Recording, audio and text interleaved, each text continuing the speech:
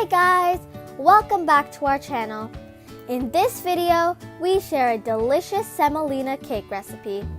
It's sweet and rich and a wonderful dessert to enjoy.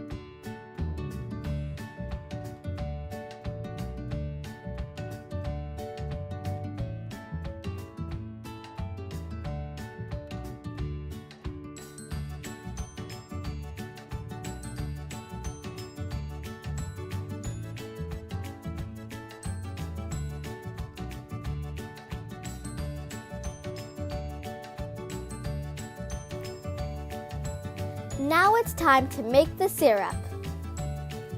Add 1 cup of sugar to 1 cup of water and bring to boil.